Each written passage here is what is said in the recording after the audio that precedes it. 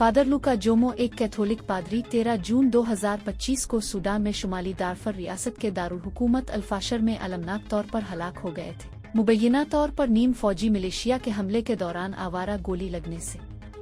ये इससे पहले कैथोलिक रहनुमा के तौर पर जाने जाते थे, जो जारी तनाज़ा में वफात पा गए।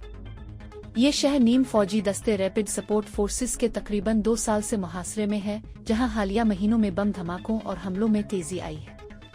जनवरी से महसूर शहर छोड़ने में फादर जोमो की मदद करने की कोशिशों को मिलिशिया के मुकम्मल घेराव ने नाकाम बना दिया।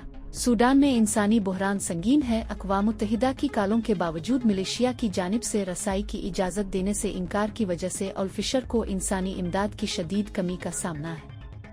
इसी तरह अल-उबैद शहर, जो अप्रैल 2023 से नीम फौजी मिलिशिया के मुहासरे में है, में नुमायां खलल पड़ा है, जिसमें एक गोले से 35 लड़कियों की हलाकत के बाद तमाम मुस्लिम स्कूलों की बंदिश भी शामिल है। इस हंगामे के दरमियान अल-उबैद में मकामी कैथोलिक चर्च नुमायां तौर पर 6 किंडरगार्टन, 6 प्राइमरी स्कूल और 1 सेकेंडरी स्कूल चला रहा है, जो इलाके में सिर्फ बाकी तालीमी इदारे फराहम कर रहा है। तनाज़ा ने लातादाद अफराद को बेघर कर दिया है, जिनमें से बहुत से चर्च के अहाते में पनाह हासिल कर रहे हैं। सूडान में कुल्लिसिया वसाइल की शदीद किल्लत का शिकार है। कोएड टू दी चर्च उन्नीद जैसी तंजीमों से ताउन हासिल है।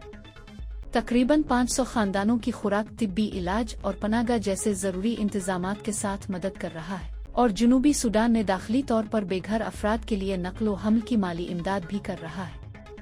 सूडान में अमन की तेजी से वापसी की उम्मीद करते हुए फादर जोमो और तशद्दुद के तमाम मुतासरीन के लिए दुआओं की फौरी जरूरत पर जोर दिया।